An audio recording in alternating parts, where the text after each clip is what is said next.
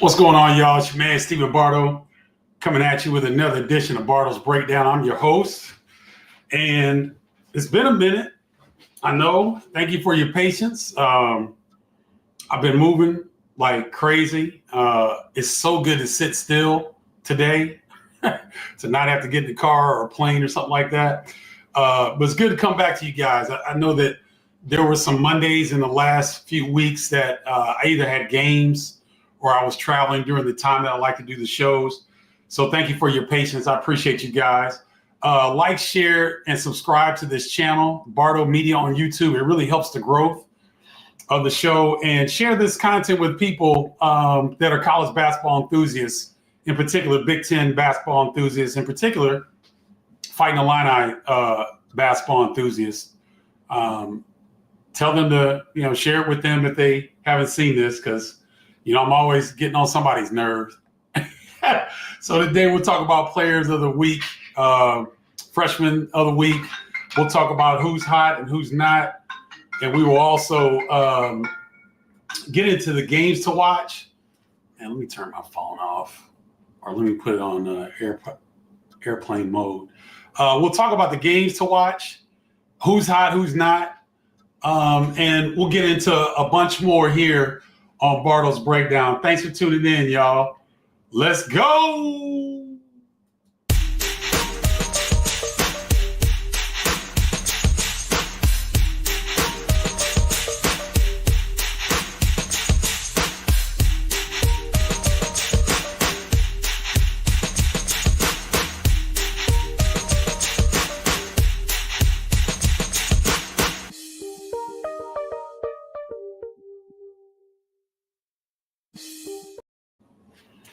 So what's ironic, guys, is that let me get on my main thing here. Okay. What's ironic is you saw a picture of Gene Katie and one of the tribe members. Gene Katie was at the game yesterday, Northwestern at Purdue. Got a chance to hug him and his wife. Gene Katie is 88 years old. And obviously his body is not, he's moving gingerly, but that mind is sharp. It was great to see him. Great to see Coach Katie. Love competing against him. He actually came to a home visit. I considered Purdue a little bit, and it's always good to see the legend. So kudos to Gene Katie. Love seeing him yesterday on the game, and that was something special. All right, let's get into it. Big Ten Player of the Week, Braden Smith. Is no shock here. 34 points, 12 assists versus Toledo. He comes back with 20 points, 10 assists versus Minnesota. He was outstanding yesterday against Northwestern. Got anything he wanted to. 22.7 assists. He was very efficient. And I made the statement on the broadcast that has everybody up in everybody's panties in a wad on Twitter, that I said, statistically speaking, which is always lost when people go off or try to come at me for dumb shit that they think I said. I said, statistically speaking, Braden Smith has a chance to be the best point guard in Big Ten history. Now, all everybody heard was, Bardo said that Braden Smith is the best point guard in Big Ten history. That's all people heard. If you go back and listen, I said, statistically speaking, his numbers where he is right now in his junior season, well, if he continues on this pace and he comes back next year, his numbers will eclipse any point guard that's ever donned a jersey in the Big Ten Conference. Go look for yourself. I'm not going to get into the schematics and all that other crap, but I'm just telling you, I'm not a shock jock. I don't say things for clickbait and I don't do that. I don't have to, because I played the game. I'm one of the voices of the game. I don't have to say stuff that's pull stuff out of my, what. But it irks me because I'm old school, guys. I'll be 57 in April. And so whether it's online or whether it's in person, when someone comes at you, I get defensive. It just takes me back to my childhood. So there was an Illini fan that said something about me doing some sort of I don't even know why I'm talking about this, because these are Illini fans that are the loud minority. But anyway, I'd love to see that person in person. And we don't need to be around a bunch of people. We can go out to one of the farms, the South Farms, south of State Farm Center. Nobody else needs to be around. And let's see who makes it out. That's all I'm saying. I just like to put that out every now and then, because guys, people get these Twitter muscles and they get these social media muscles, but I'm still a live dude. So if you come at me, my natural response is one of protection. So I'm just putting it out there. Anybody feel froggy, shoot me a message. I'll meet you somewhere. Nobody else is around. We'll see which one makes it out. All right.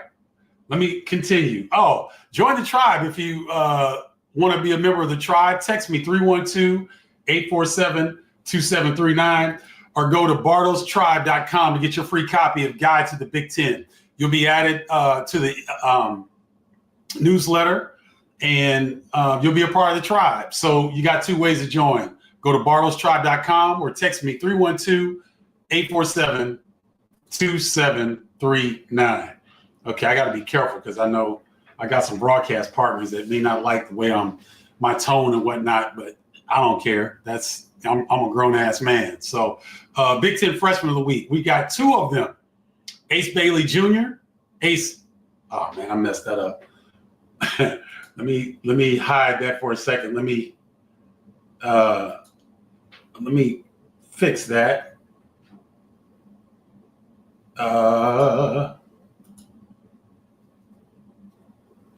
Okay, there we go. All right. So Ace Bailey, Rutgers, and Kasparas Yakashionis of Illinois are the co-Big Ten Freshman of the Week. You see the monster game that Ace Bailey put up at Indiana, and you see the numbers in the two wins for Illinois out in Oregon and Washington. And Kasparas has been steady, a steady level of excellence throughout the season, really. I mean, he's had some turnover numbers or whatever, but he's been excellent. And Ace Bailey really stepped up. He took 29 shots to get those 39 points because Dylan Harper was out with illness, I think.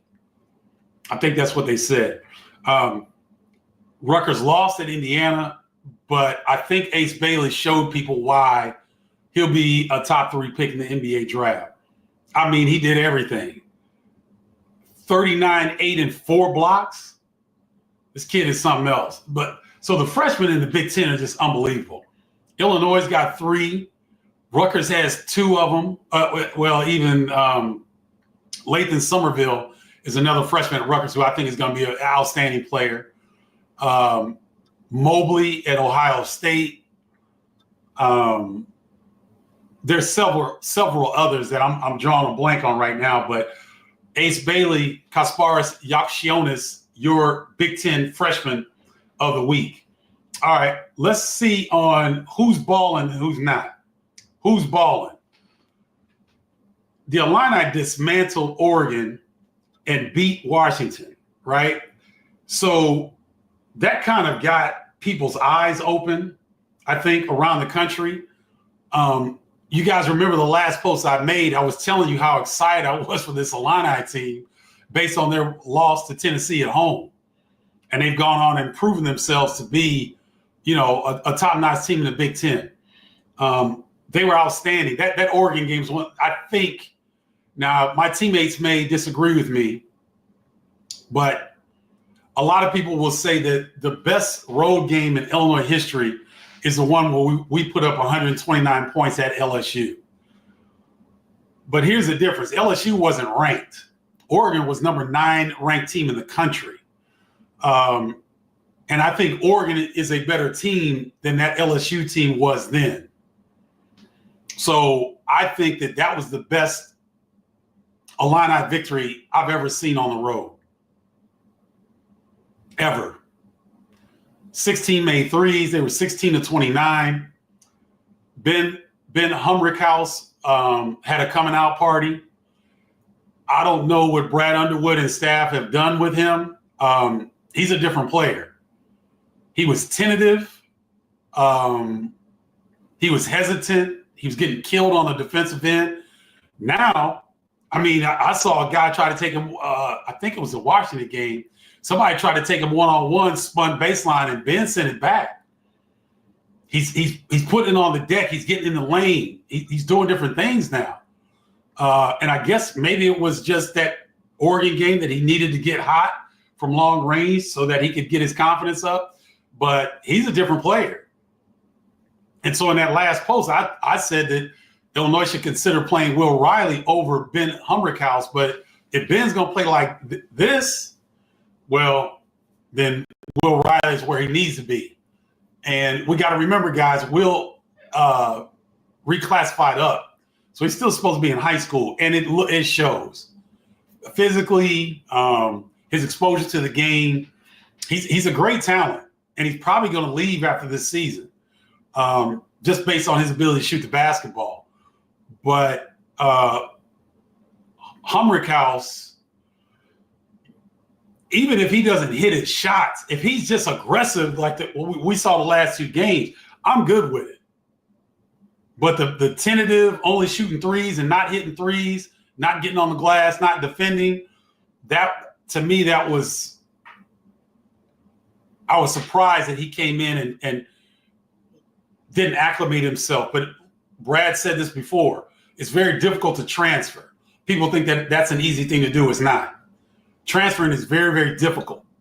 And for the players that make it seem seamless, kudos to them because there's a lot to transferring from Evansville to Illinois. So good job on Ben Humrickhouse. And yeah, so Illinois dismantled Oregon and held on to beat Washington. 2 big-time wins on the road. Michigan State won at Ohio State. That was a battle.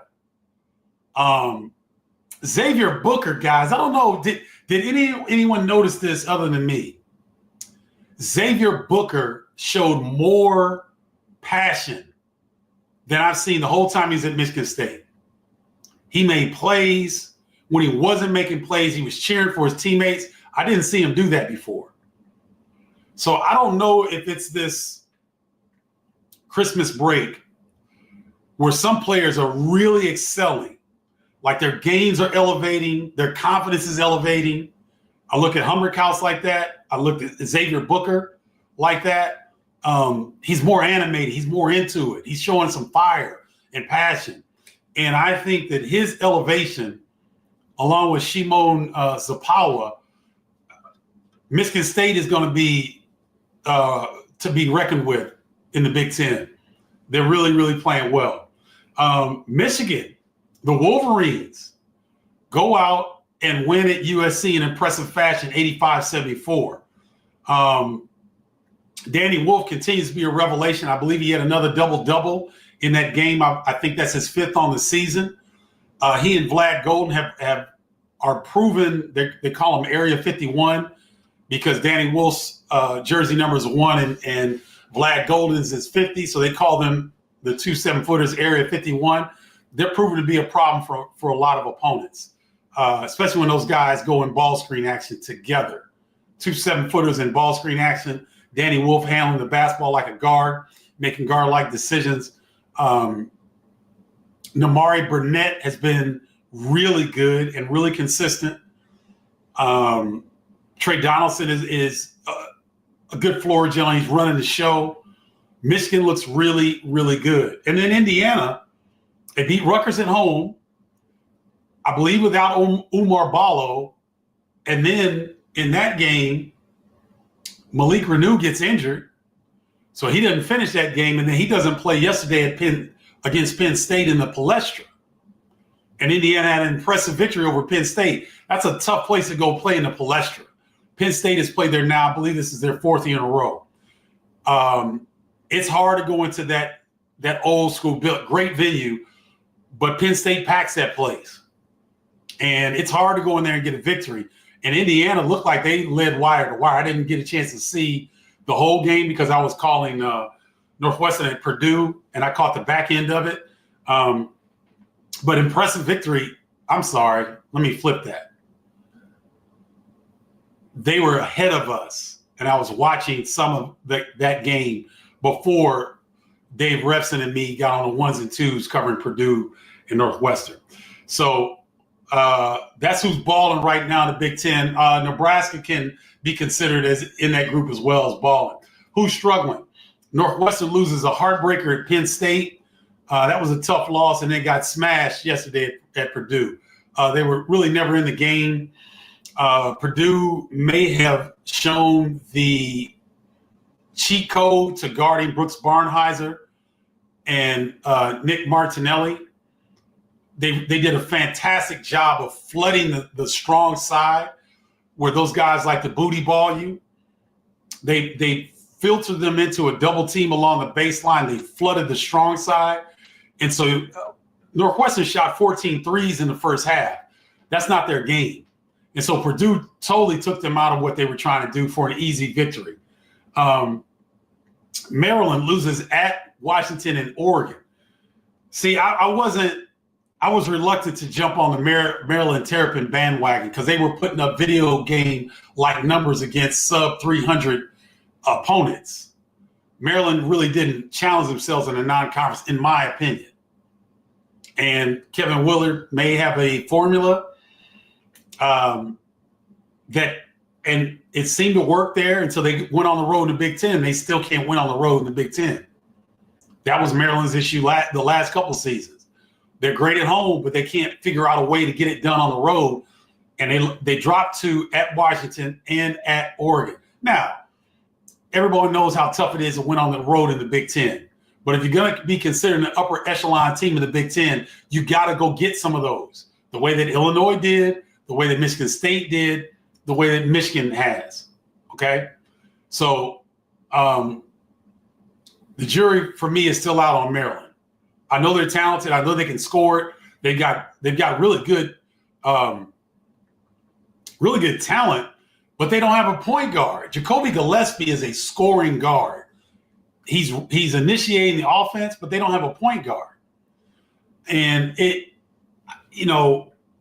don't know. I think the college game mirrors the NBA game too much. And you see at the NBA level that a lot of teams are trying to go without a traditional point guard. They're just going with guys who can initiate offense and can score. And it seems college basketball, you're looking at some of these teams that are without traditional point guards, and it's a head scratcher. Now, Jalen Leach at Northwestern is more of a combo guard. He's not really a true point guard, and he's been pressed into that position. But the last couple games, he has not looked good. He didn't handle the pressure against Penn State very well. He didn't look very good against Purdue yesterday. And Chris Collins has gone with KJ Wyndham off the bench, a freshman who is a point guard from Indianapolis. He can score, but he's a lead guard. He's a point guard. And so that's probably another topic for another show, but it baffles me that these teams at the Power 4, Power 5 level can put a team on the floor that doesn't have a traditional point guard. I don't understand that. But anyway, and then Rutgers loses at Indiana and then loses at Indiana. And I don't know what the status of Dylan Harper is. If Dylan Harper is not on that team, Rutgers they're going to struggle to win. Wisconsin plays Rutgers tonight, I believe, at the Rack. Hold on, let me double check and make sure. Ooh, I got some questions on here. Thanks for jumping on, guys. I appreciate it.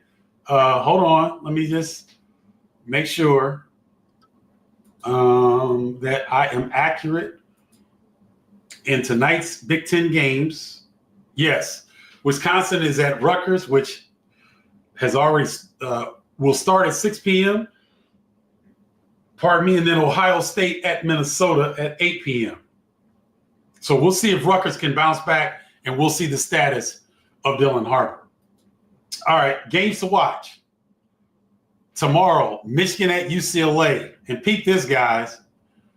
So Robbie Hummels on the other game. I'm not on this game. So I'm thinking like, man, who's calling this game? It's Terry Gannon and Jalen Rose on Peacock. So Jalen Rose is going to join NBC in their NBA and college basketball coverage. So they're kind of easing him in. I think he was in studio a week or two ago, and now he's calling a game with Terry Gannon, UCLA, Michigan at UCLA. Ought to be a great matchup. I'm curious to see how Jalen and Terry will sound, but I'm also curious on that game. The following, that'll be Wednesday, Penn State at Illinois.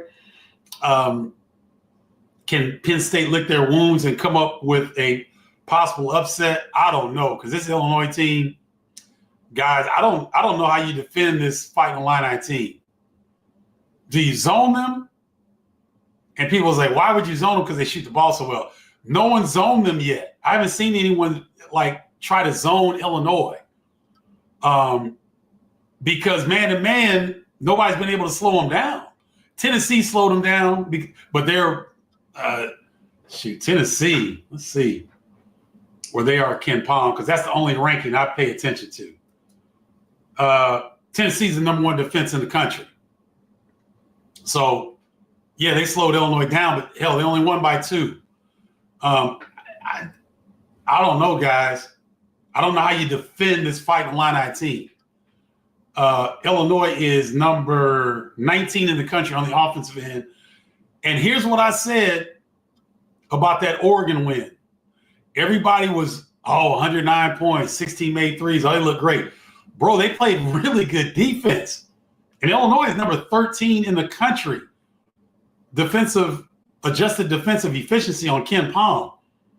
Nobody's talking about their defense. Everybody's talking about their rebounding, their scoring, KJ, obviously. And you should, because KJ, excellent guard. Love him. Not going to be here but past this year. Lottery pick. Love him. Love his game. The shooting, outstanding. The rebounding. Illinois is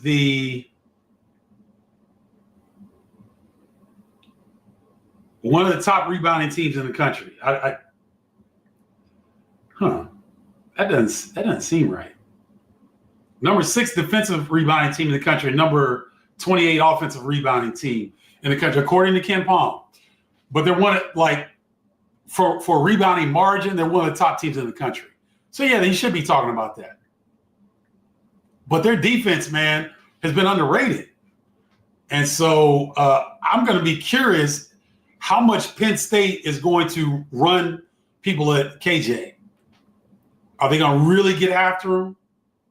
Or will they pick and choose their spots? Because Penn State, depending on what happens, if they smell blood or they smell somebody shaky with the basketball, they'll come at you.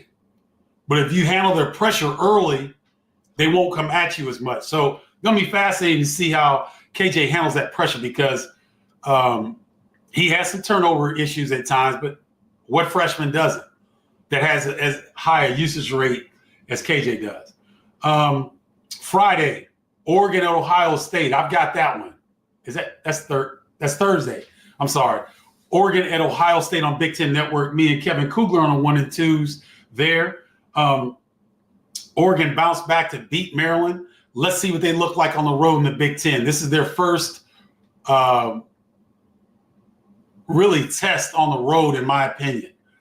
And I want to see how Dana Altman gets his guys ready for this trip, because, guys, the West Coast teams in the Big Ten Conference, UCLA, USC, Oregon, and Washington, have to make 4 trips to the Midwest and East. So it's going to be interesting to see how they respond in this first matchup. And then USC at Illinois on Saturday. I don't see the Trojans providing much of an issue for Illinois. I just don't think they have the firepower. And I don't think they can compete on the glass with Illinois. And then Sunday, this is a game, guys, to watch. Northwestern is 1 and 3 in conference play.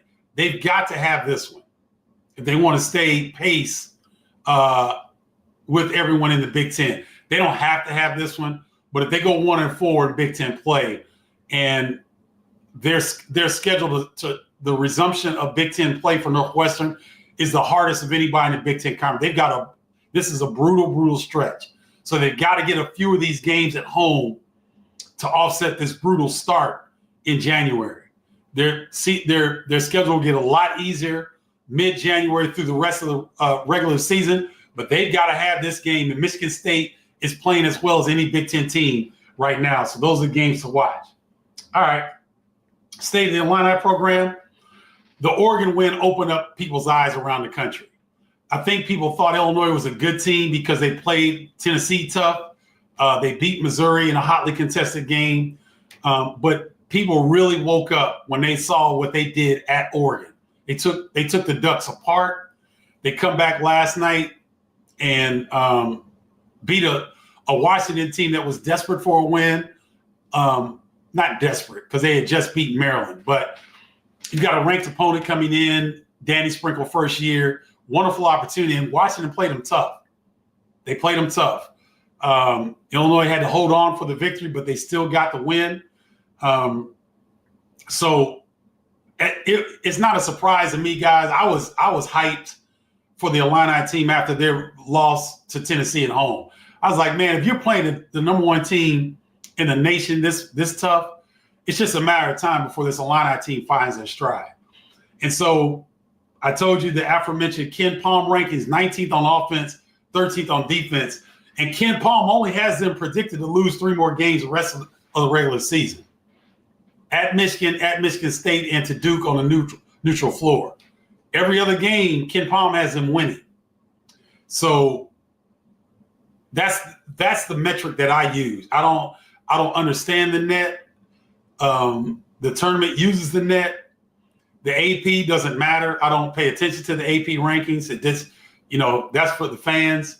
I don't pay attention to it. But when you look at this Illini team right now, they can pick and choose who plays well, what game. It doesn't matter. Draven Gibbs Lawhorn is balling. Like he's playing like a starter coming off the bench. He catches, there's no hesitation. He's looking to score.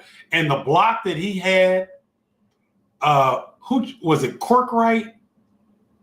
One of the Washington players tried to go a hole and dunk, and Draven sent it back. And they called a foul, which is a terrible call because he got all ball. The kid is playing his best basketball right now. So you got Draven coming off the bench playing with his hair on fire. Jake Davis is getting more minutes and playing well. Trey White looks like he is so comfortable right now. He looks like he's moving in slow motion. He's very efficient. I talked about Ben Humbrickhouse, about how well he played on this road swing. KJ is playing as well as any point guard in the country. Don't forget Tomislav. He is second in the Big Ten in rebounding. Hold on. Men's basketball stats. I think Tomislav may be behind Golden in terms of rebounding. Let's see. Let me put the leaders of. Okay, let's see. Tomislav is second to Umar Ballo. No, third. Am I reading that right? Yeah, Danny Wolf. Danny Wolf is first, 10.4 rebounds a game. Umar Ballo is second at 9.6 rebounds a game. Tomislav Ivicic is third, 9.1 rebounds a game. So when I look at this team, there's no weaknesses. Right? Now, KJ averages 3.6 turnovers a game, but the guy that leads the conference in turnovers a game is preseason All Big Ten, Ace Baldwin Jr. Danny Wolf at 3.6.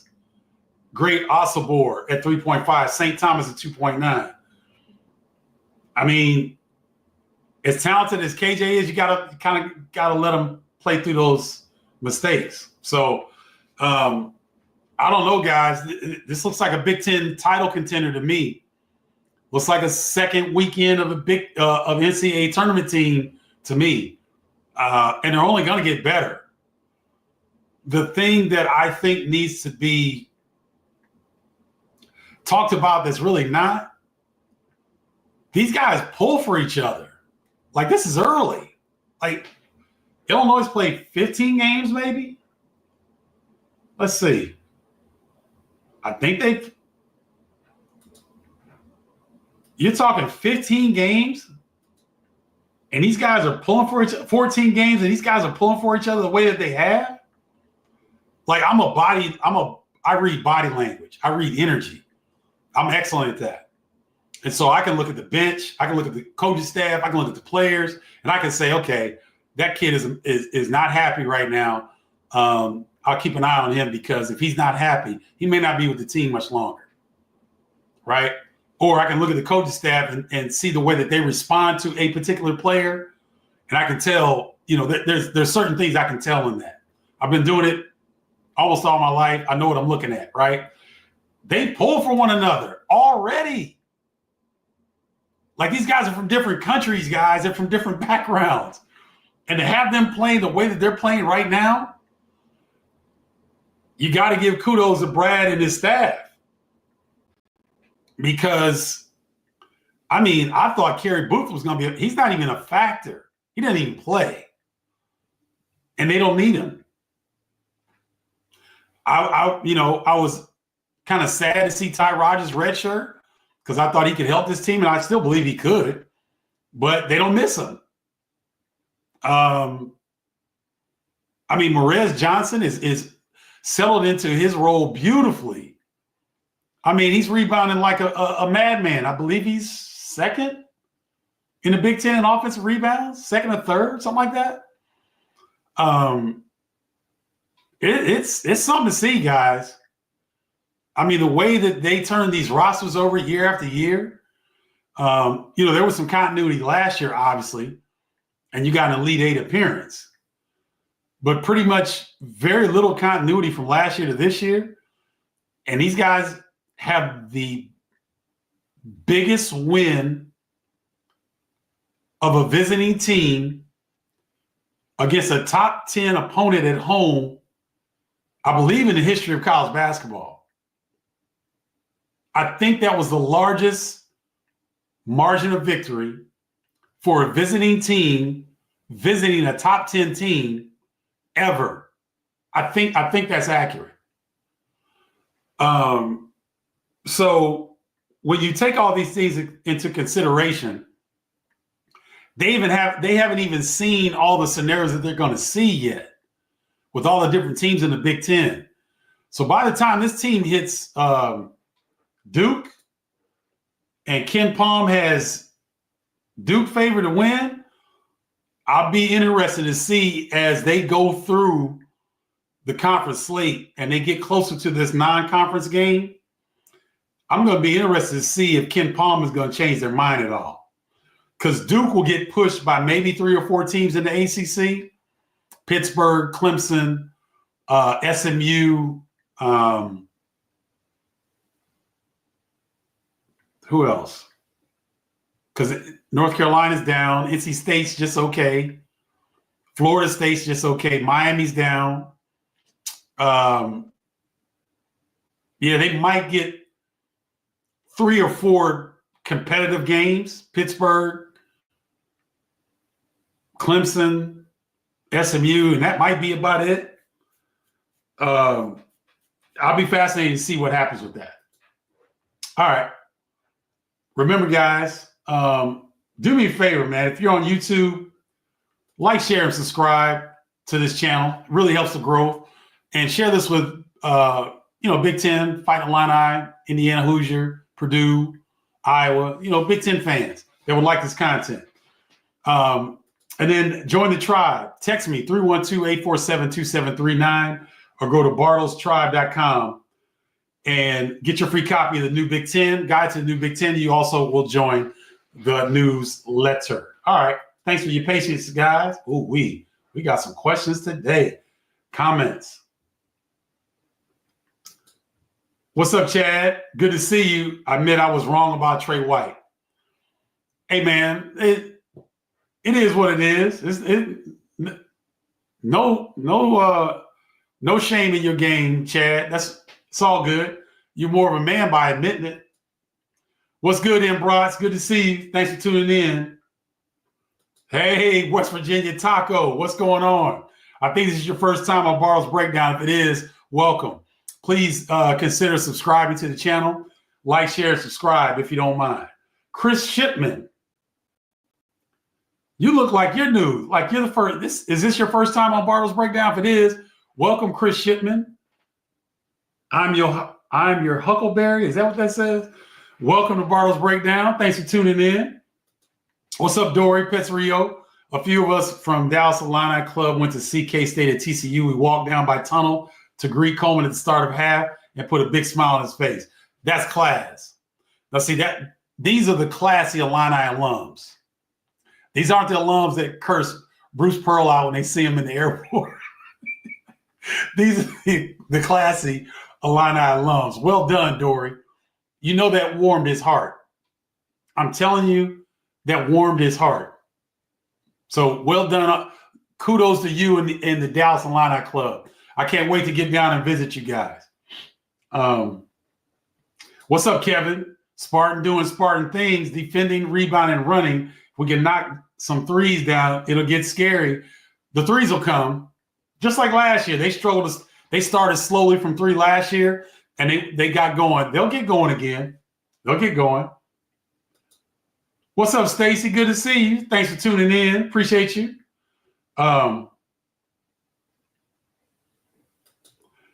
Chris Shipman, color me a homer, but Draven Gibbs Lawhorn should have been co-Big Ten Player of the Week at minimum.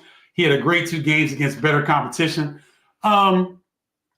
Chris, it's a crapshoot. I mean, do you think Kasparas Yakshionis should have been co-Big Ten Freshman of the Week with Ace Bailey?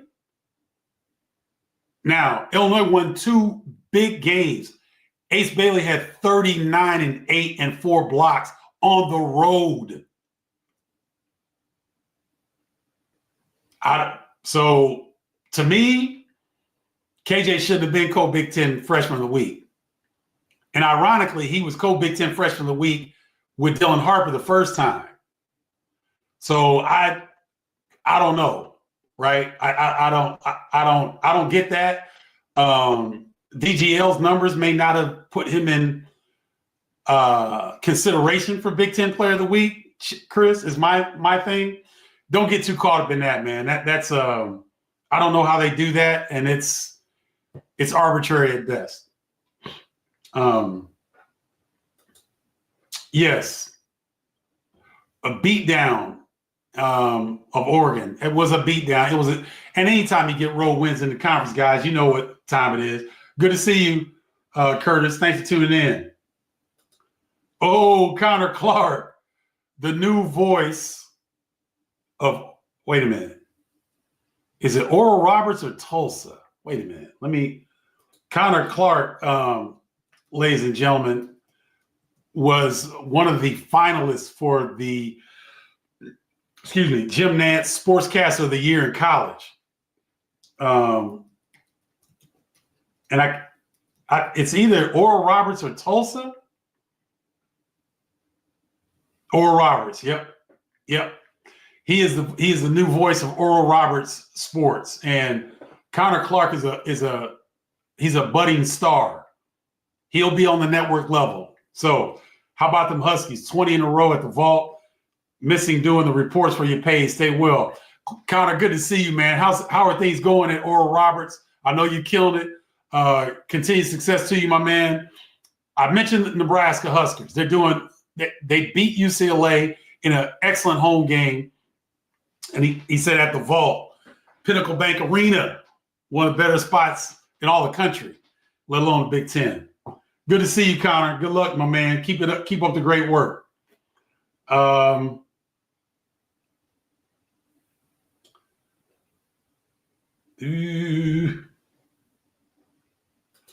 in Brats, I'm not doing that game. I've got Oregon at Ohio State. You know what? Since you guys are tuned in, I'm going to share something with you.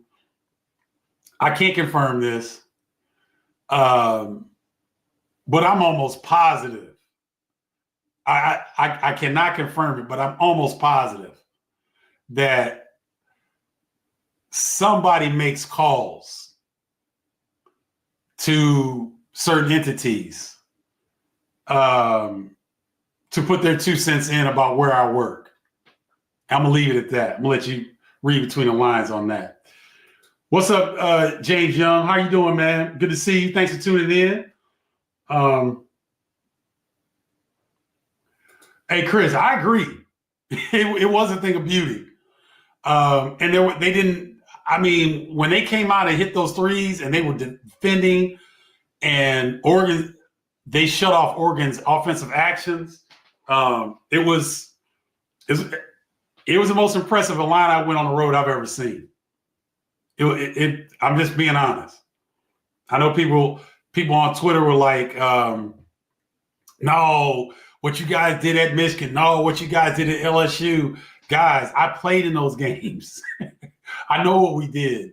And I know what I witnessed, what Illinois did at Oregon. And I'm telling you, that was the best line-out victory on the road ever. I covered the 2005 team when they were undefeated until the very last play of the last game of the regular season at Ohio State. They had impressive victories, yes. They were dominant, yes. But that was an ass whooping, what Illinois gave Oregon. That's plain and simple. And so I'm with you. It was a thing of beauty. Kevin Lucas, I don't know if I agree with you on this. I agree with you that they've done a really good job with Trey White, Brad and his staff. I don't agree with you that he looked lost at USC and Louisville because I believe Trey White was all Pac-12 freshman team when he was at USC. If I'm not mistaken. Let me look.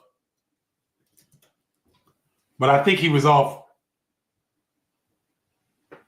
Or maybe I'm wrong. Hold on. So Trey White wins second Pac-12 freshman of the week. Hold on. Let's see.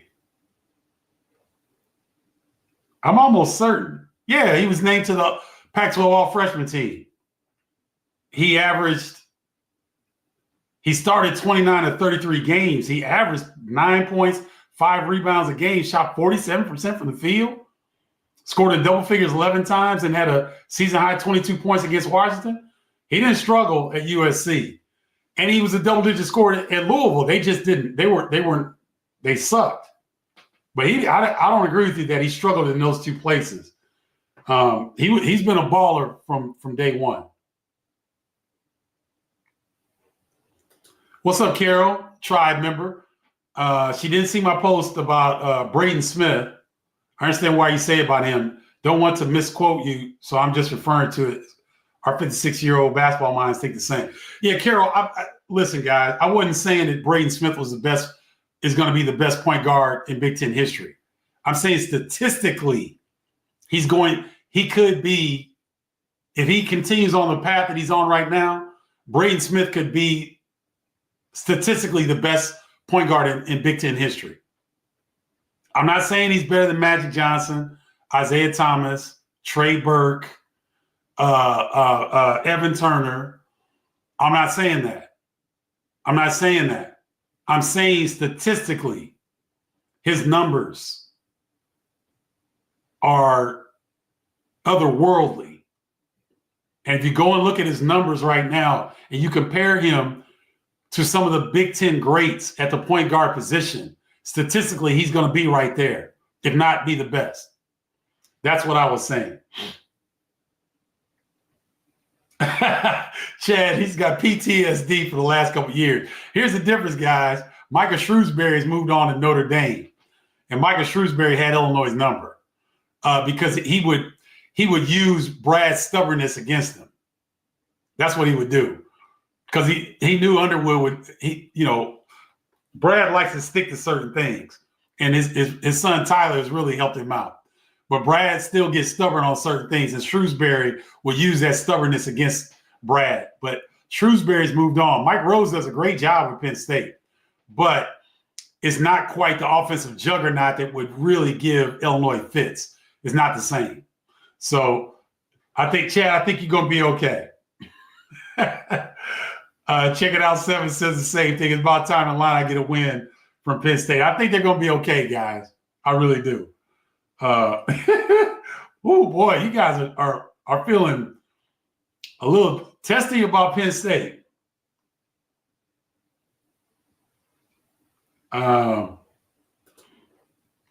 Do I think this team really has a Final Four upside? I can see a scenario where this team can get to the Final Four. Generally, teams that advance deep into the tournament are top 20 in both offensive and defensive efficiency. Illinois is in the top 20 in both. 13th defense, 19th offense. So by those metrics, yes. Generally, Final Four teams have about 3 pros on the team. Does Illinois fit that? Kasparas Yakashionis, Tomislav Ivicic. Will Riley's going to get drafted, so he'll be a pro. So does Illinois have 3 pros? Yep. Do they have a dynamic lead guard? Yep. So, yeah, they got the pedigree and the profile of a Final Four caliber team. Michigan State, I think Michigan State has got the depth, the size, and I think that Jeremy Fears is really coming into his own. I like the two-headed monster of Jeremy Fears and Trey Holloman. And I think now that Jaden Akins he doesn't feel like he has to be the man. I think that role suits him better. That's why I think Michigan State's playing better. I think Frankie Fiddler, I don't know if Frankie Fiddler can play on this level, guys. Jury's out for me. I've seen some things. I've covered Michigan State a couple times. I've seen some things up close. I don't know. The jury's out on him.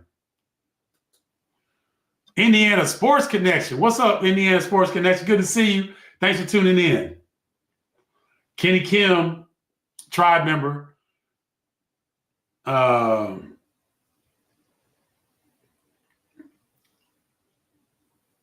I think Ty Rogers sitting out was a good. I think it was good. Kenny, he's just not confident on the offensive end, and this team, a lot of their attack is predicated on shooting the 3. If you can't shoot the 3, it's kind of hard to be on the floor. So, I hope that he returns next year. He's doing a great job of leading from the bench. I see how engaged and how he interacts with the players and what he's telling them and how he's talking. He's like another coach now. So yeah, I think that I think it was a good idea. I would have loved to see. I just love the young man. I love the person that is Ty Rogers. So I would love to see him on the court, but they definitely don't need him. Not this season.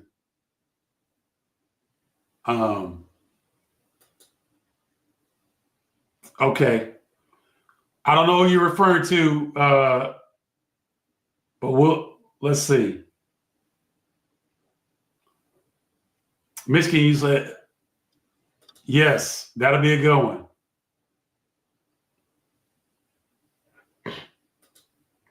Yeah, Dory, I'm not surprised. I mean, when you're not playing and you come from another power conference school and you're not playing at all, you're going to be unhappy. So I'm not surprised. Not surprised at all. And, as a coach, you want that problem. You want so many good players that somebody's going to be unhappy. That's a great problem to have. that's a better problem than not having enough talent to compete at the level that you want to.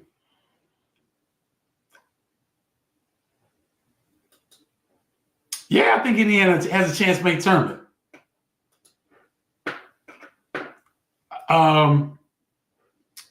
Let's see where Indiana is on Ken Palm. Indiana's 54th on Ken Palm. Guys, that's almost like top 50, right? Their offense is just outside the top 50. Their defense is 49th. Ken Palm has them projected 18-13, 9-11 in conference play. So 9-11 is tough. Well, conference play doesn't really matter. But wow. Now here's a shocker. I'm wondering, like, why is he wondering if Indiana get in the tournament? They're 12-3. They didn't have the greatest non-conference schedule. But here's the thing. So they're predicted to win at home against USC. But then it gets very, very bleak. 1, 2, 3, 4, 5, 6, 7, 8, 9, 10. Ooh. After USC, Ken Palm has Indiana predicted to lose 11 in a row. Ken Palm has Indiana predicted to win 4 more games in the regular season. That's it. USC at home, Penn State at home, away at Washington, at home against Ohio State. And the victories that they're giving them, 1 point over Ohio State, 2 points over Washington, and 2 points over Penn State. That's it. He's got them losing a tough 1 point loss at home to Maryland. They're close losses, but golly. 1, 2, 3, 4, 5, 6, 7, 8, 9, 10, 11. I can't see Indiana losing 11 in a row, especially not after winning at the Palestra yesterday. That was an outstanding win. Not only just a win in a standalone situation, but from a standpoint of confidence, without Malik Renew, who, to me, I still think is Indiana's best player. I know people think I'm crazy, but I still think Malik Renew is Indiana's best player. And he didn't play yesterday. And they won in impressive fashion. So, I use Ken Palm. That's what I use. I can't see Indiana losing 11 in a row. So I think they're a tournament team. I really do. Trevor, yeah, what's up, Trevor? I haven't seen you. If this is your first time on Bardo's Breakdown, welcome. Thanks for joining. Here's the thing, guys. KJ can turn the ball over 8 times. I don't think it's going to matter. I don't think Penn State can. I don't think they can keep up with Illinois. I don't see defensively how they're going to shut down Illinois. Because Conan Niederhauser, the big, he's mobile. He's a mobile big. He's athletic. But I don't see him slowing down Ivicic. Zach Hicks, outstanding 3-point shooter. Defensively, he's going to have he and Humberhouse might cancel each other out. But then Trey White, Draven, Kasparis, I think they have the edge over Penn State. And I think the Penn State likes to use a lot of depth. I don't think they'll wear Illinois out. I don't. And I've even mentioned Boswell, who I think has been playing excellent basketball. He has been defensively, he's got to be considered all defense first team Big Ten. Got to be considered that. He's doing a fantastic job of heating the basketball up. Not getting credit for it. So even if KJ does turn it over 5+ times, I don't think it's going to matter. I don't see a scenario where Penn State can beat Illinois at Illinois. I don't see it. Maybe I'm wrong, but I don't see it. But thanks for tuning in, Trevor.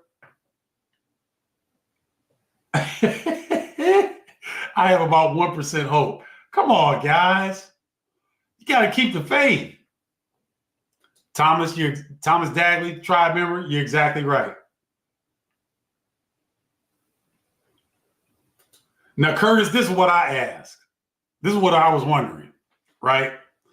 Why do teams not play a zone at times in the game to stop all the dribble handoff or the ball screen action? I asked this before, right? And okay, you play zone, and people there's a common saying that, hey, you shoot a team out of playing a zone defense. I haven't seen anybody try to play Illinois zone. I'm sure there's been small pieces of the game, like when they played Oakland. Oakland runs that funky matchup zone that's unlike anything that anybody else is going to show Illinois. But outside of that, I haven't seen anybody try to go zone against Illinois. And maybe their three-point shooting prowess makes people scared. Their rebounding definitely scares people, because when you're in the zone defense, it's more difficult to rebound the defensive glass. So that might be it. I don't know. That's a good question, Curtis. I wanted the same thing. Angelo, he'll get better. But I think he's doing a great job. Yeah, Ken, from a developmental standpoint, probably. But if you're a first round pick, you got to go. It doesn't make financial sense. It doesn't make sense if your ultimate goal is to play in the NBA, and you get a first round contract. You got 3 years to prove yourself. And so, to me, Will Riley, I would love to see him stay another year, because I think he could be a dominant wing in college basketball. But when you're projected where he is, let me see, NBA projected draft 2024 or 5. Let's see. Let's take a look at some of the different mock drafts. This was updated 23 hours ago. Yaka Shionis is number 5 to the Jazz. Let me see. Will Riley is number 22 to the Orlando Magic. In this particular one, they don't even have Ivisic. They don't have him in their first round pick, even though I've seen him in various. That was the NBA draft room. Let's look at the Bleacher Report. Let's see. They got KJ going number 4 to the Toronto Raptors. So we know that KJ is gone.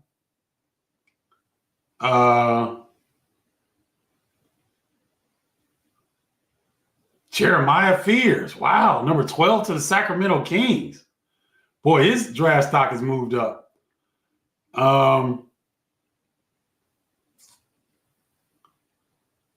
Where is Will Riley, 16 to the San Antonio Spurs?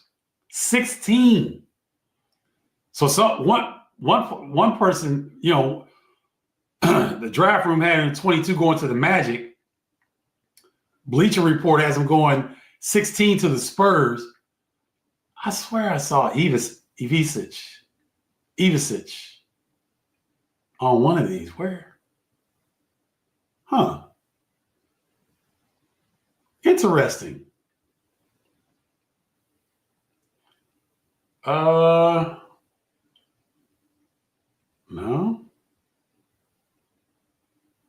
Huh. Okay. So I saw Thomas Love on a few, on at least one They ain't projected as a first round pick, so maybe not. Because on these two, I'm not seeing them. But Will Riley's gone, y'all. Because people just think that highly of him. Spoon River Cowboy.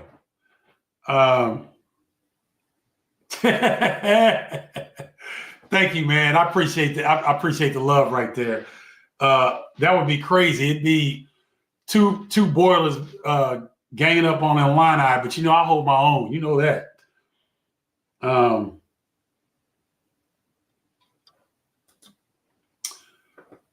Yeah, Philip. I mean, yeah, but I mean that's not gonna happen. So I don't like talking about stuff that's not gonna happen because that's not gonna happen.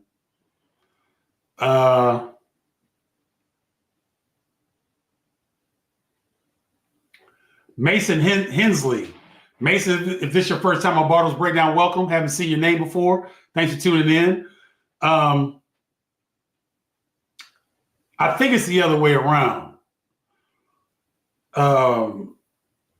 Ace Baldwin could get into KJ. And here's the thing, guys. They can take Kasparis out of the game. They can really make him struggle.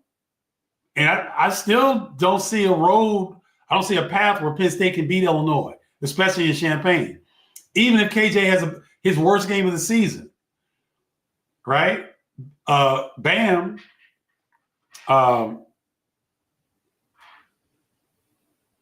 Bam can take over, run the point.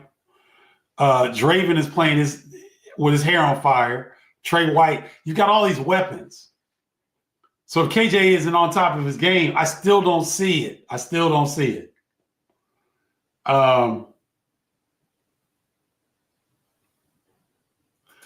Steve, that's interesting. I have seen people's puppies moving a little bit. I don't know if they're letting that go. That's a great question. I'm going to pay attention to that. But I have seen guys shuffle their puppies a lot more than in years past and not getting called for it. I'm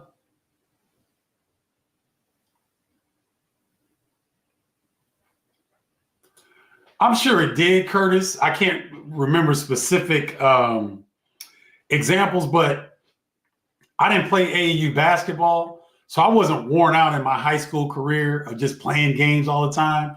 So anytime I came to a game, man, I was fired up. You get to put I'm old school, guys. You get to put the jersey on and whatever your rituals are. Basketball players are superstitious like all other athletes. So you go through your ritual. You put your socks on a certain way. You might have a sleeve on your knee or your arm, whatever it was. I got hyped, man. I used to get hyped. I didn't care if it was 9 a.m. I'm D'ing cats up. I'm going at it because I love to compete. So it didn't bother me. I didn't care. Just let me play.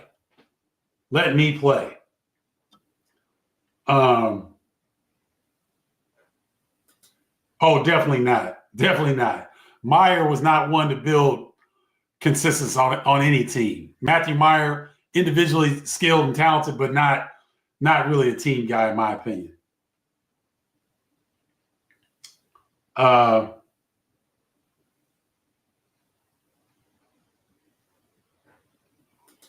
You're right, Philip. I agree with your sentiment there. Totally agree with that. Greg, thank you. Craig, is your first time on Bardo's Breakdown. If it is, welcome. Thank you.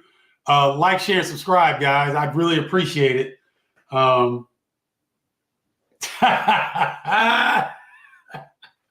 You mean the two guys?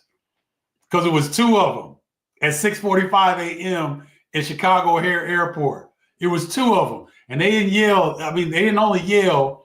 There was some choice language that they used as in addition to that.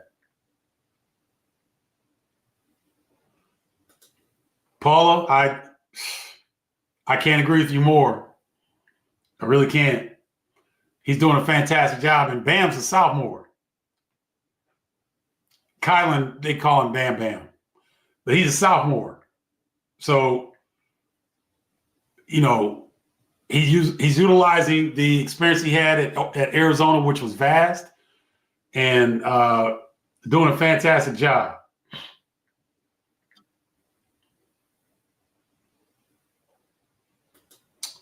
I don't really pay attention to that because fans always complain if their teams they feel like their teams are getting the short end of the stick. I don't know. They won the game. Doesn't matter.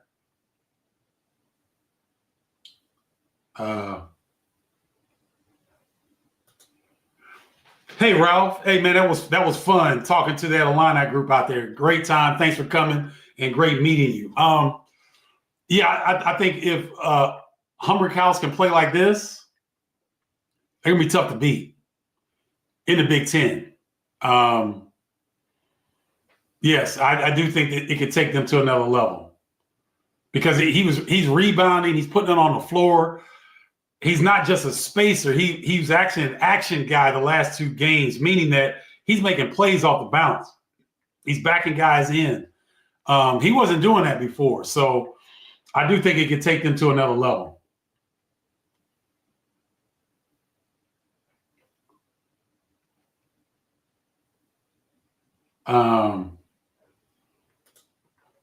I think Dylan Harper will be playing.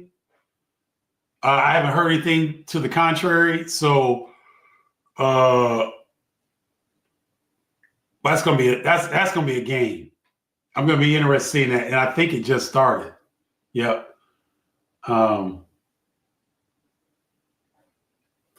Philip, great question. It's hard to say because this is the first year with the 18 teams, so it's really hard to say. Golly, how many Big Ten teams are finished within one game of 500? I'd have to guess 5, 6 of them, maybe. Great question, though.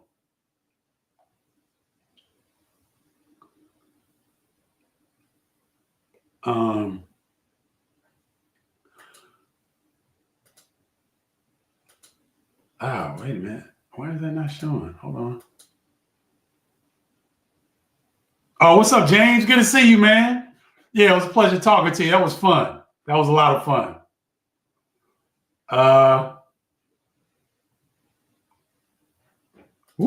First team in the Big Ten right now. I'm not going to go by position because Dylan Harper is the best point guard in the league right now over Kasparas Yakashionis. He's been a revelation. But Kasparas has been one of the top 5 players in the league. So I've got those 2. Ace Bailey, that's 3. Danny Wolf, that's 4. And probably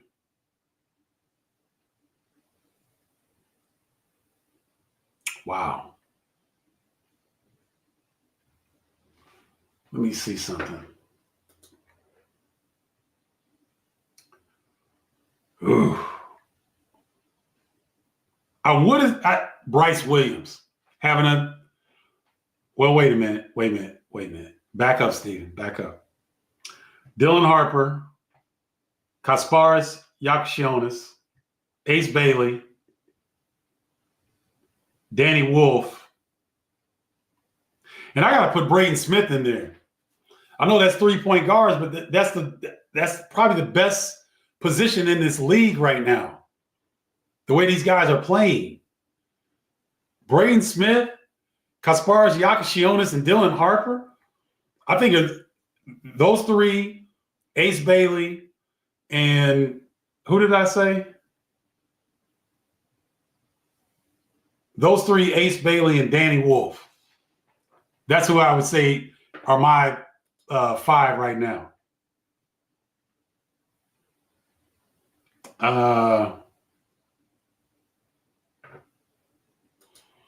I think Riley will be a contributor at some point. It takes a long time, guys, for really young players to adjust. It just takes a while. That's all.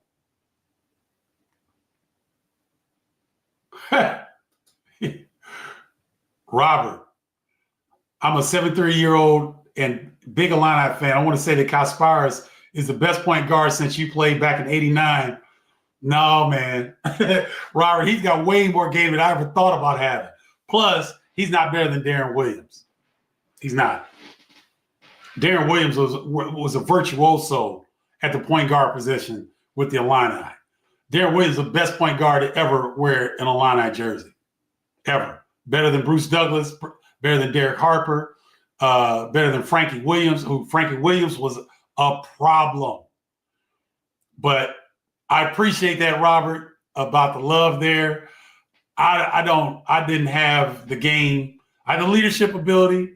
I could set my teammates up. I could defend my, off. I could rebound. I could score when given the opportunity. But Kasparas is elite. But Darren Williams was even better, in my opinion. So, but thank you for that, and thanks for tuning in.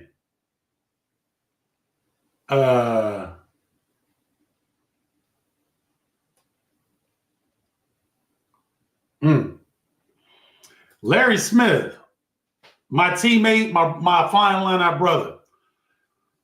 I'm biased on the greatest road win ever to put that thing on Michigan, bro. And these kids nowadays, everybody runs the same thing.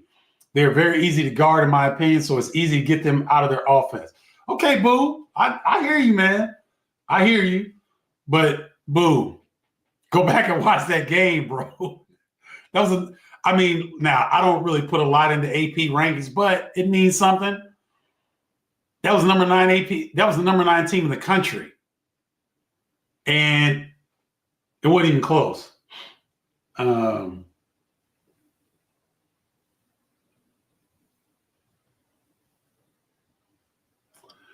Oh, Joe, I get it.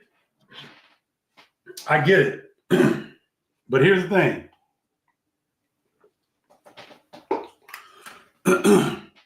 He is so good right now in 14 games. What do you think he's going to be after he faces Ace Baldwin Jr.? The best on-ball defender in the Big Ten.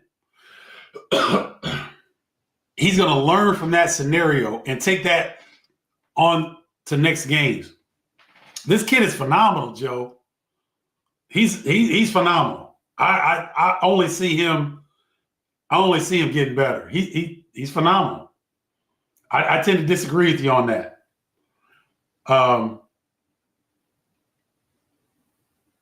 Let's see.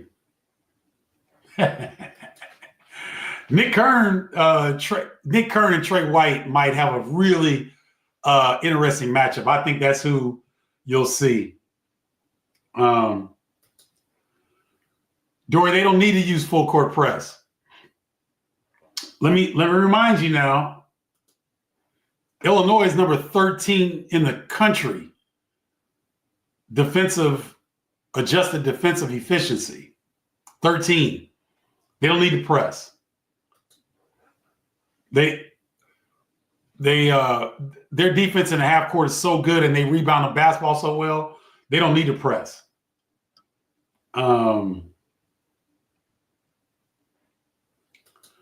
Happy New Year to you, Dan. Thanks for tuning in, man. Good to see you.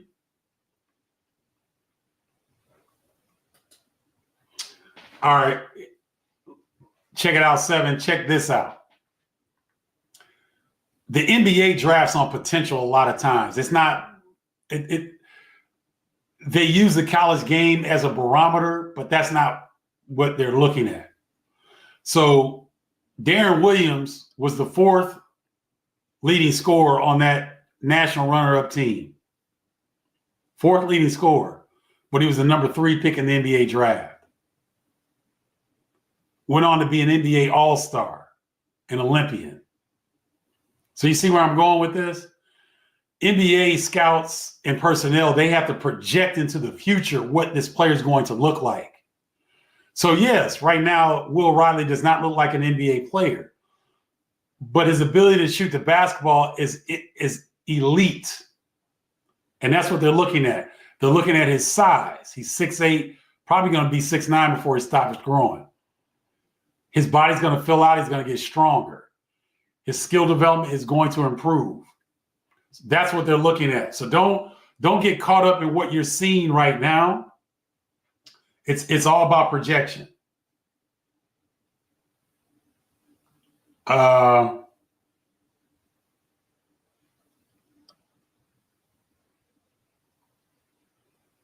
Could KJ be the? Yes. Yes. Because he two things that I just read off to you guys. He's top 5. Curtis, Penn State's not bad. Now, I don't want to make it sound like they're not capable of going in and beating Illinois in Champaign. I just don't see it on paper, but they're capable. Zach Hicks is one of the top 3-point shooters in the Big Ten. Nick Kern is he'll be up for the top 6 Man of Year award in the conference. Ace Baldwin, he's preseason first team. Enough said. Freddie Dillon is a major addition. Very athletic wing, 2 guard who can also handle the ball. Puff Johnson is a guy that can space the floor and get on the glass, a lefty. I mentioned Conan Niederhauser is a big that they didn't have last year, or they didn't really have a presence in the post. He provides an offensive presence and a rim protector.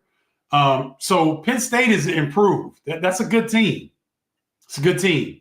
I just don't see them. I don't see a scenario where they can beat Illinois and Champaign. That's all. I don't mean to poo-poo them. They're a good team. I just don't see them beating Illinois and Champaign.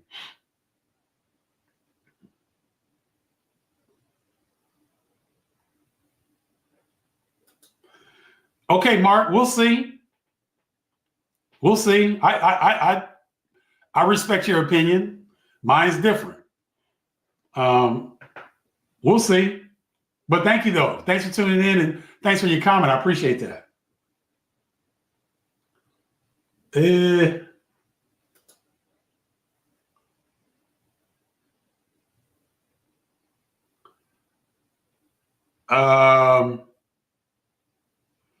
That I'm not sure of, Carol.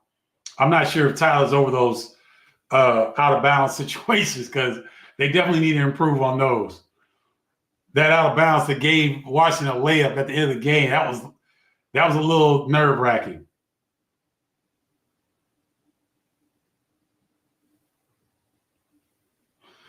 Greg, I think it's a scheduling scenario in that I just think there's so many commitments on the scheduling side of things that Illinois may not be able to get out of some of those games to be able to get up to the UC. Good question, though, because I know a lot of people would love to see the Illini come up to Chicago for a game and it not be in Northwestern. They'd love for it to be at the UC.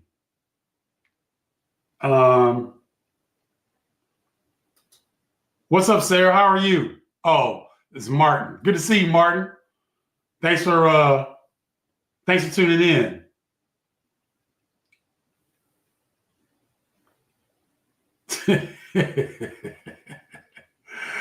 Yeah, that's a bad joke, Martin. That's a bad one. Neil, I mean, I broke it down. I said, generally Final Four teams, top 20 in both offensive and defensive efficiency. Illinois is that. A dynamic lead guard. Yakashionis is that. 3 potential NBA players on the team. Illinois has that. So could they win a national championship? Of course they could. Do I think they will? No. But do I think they could get to the Final Four? They could. I definitely think they're a second weekend team. But, guys, it's hard unless you're in Auburn or I'm not even going to say Duke because Duke is so young. Outside of Auburn, I'm not confident enough to say that anybody can win a national championship outside of Auburn. It's all matchups in the tournament, guys. You know that. So I won't go on a limb and say Illinois can win a national championship this year. I mean, the possibility, obviously, yes, the possibility is there. They could definitely win a national championship. Am I saying that they're going to win a national championship? No, that's not what I'm saying. What I'm saying is I definitely think they're a second weekend team. Could they get to the Final Four? I do think they could get to the Final Four based on whatever matchups they have. I do think that this team has the ability because they're only going to get better, guys. You got to remember how young this team is. Boswell's only a sophomore, right? So you got veterans in Jake Davis and Trey White, Humrick House. But outside of that, these are puppies. These are youngins. So they're only going to get better.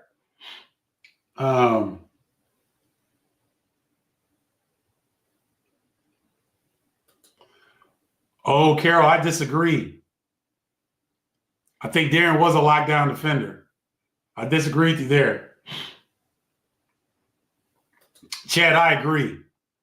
I agree. Because look, you know who leads the Big Ten in turnovers, guys? I think I pulled this up earlier. It's not KJ, although he's second. Ace Baldwin Jr. leads the Big Ten in turnovers. Danny Wolf is third. Great Osibor is fourth, and St. Thomas is fifth. Those are all candidates for all first team, all Big Ten. So I agree with you, Chad. I think there's a lot of emphasis put on turnovers, but if you can ball and you can shoot the three the way that Illinois can, I don't think it matters.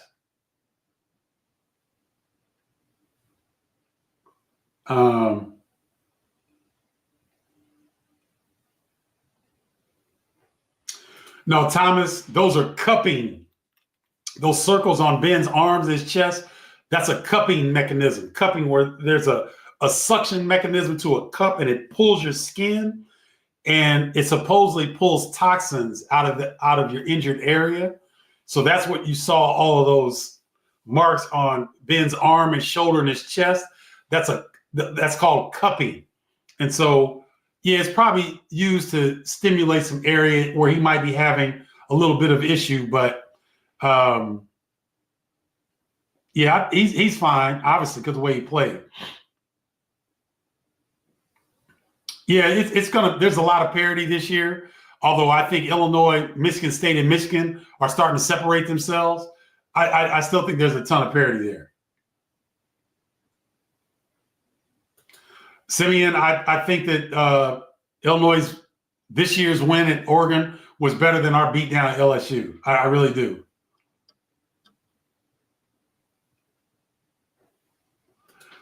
Jay Hood, no. None of the Missouri Valley teams, they knew I wasn't going because they knew my dad. And my dad probably told everybody, don't waste your time because he's not going to any Valley school. So, no, I wasn't. Good luck on your call tonight. UIC playing well, man. Upset Drake. Jonathan Hood, guys, does a fantastic job as a voice of UIC radio, men's basketball.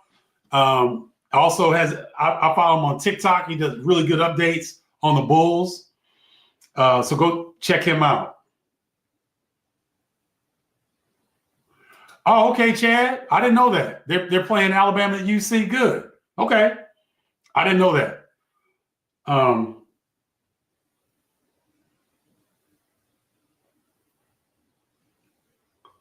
Let's see. Yes, Divine. No doubt about it. No doubt about it.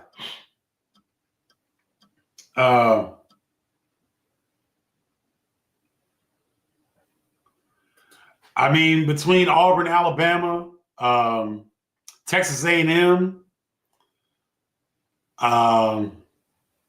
yeah, it could very well come from the SEC. Oh, my bad. Thank you, Carol. I did say he was a sophomore. I apologize for that. Thank you, Carol. Appreciate that.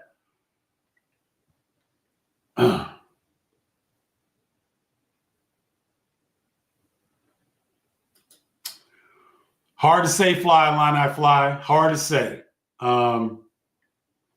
This kid's he's probably getting adjusted to going to college level classes, dealing with his time outside of practice and in class.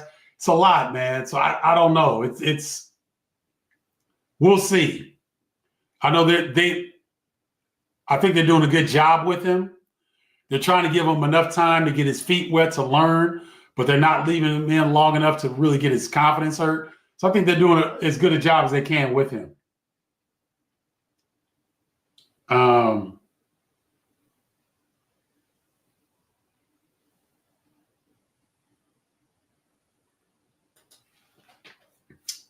The SEC is good, guys. Real good. So Auburn is 1, Tennessee is 4, Florida is 7, Alabama is 9, Texas A&M is 12, Mississippi State is 16, Kentucky is 19,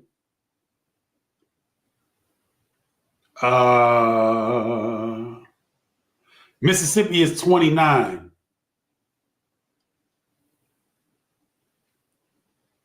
And Arkansas is 38. You got 9 teams in the top 38 of Ken Palm. 9. Big Ten has Illinois at 11, Michigan at 13, Michigan State at 15, Purdue at 18, UCLA at 20, Maryland at 24, Wisconsin at 26, Oregon at 27. Wow. Ohio State at 30. I stand corrected. Big Ten has 9 in the top 30. So I think because Auburn did so well early on, Alabama did pretty well early on, and Alabama beat Illinois. I think that the early consensus had a lot of people thinking that SEC is the best team in the country, best league in the country. I still think they are top to bottom because their top teams, I believe, are better than the Big Ten's top teams consistently. It's just my opinion.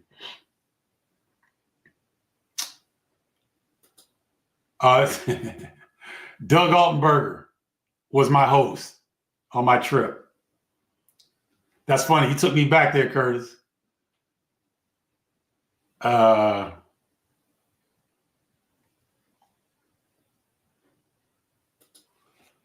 line I fly. You could be right. You could be right. SEC is the average Big Ten year on steroids times 2. I don't agree with all that.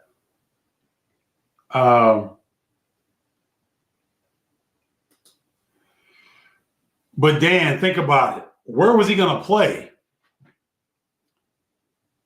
When Illinois saw how good Yakashionis is,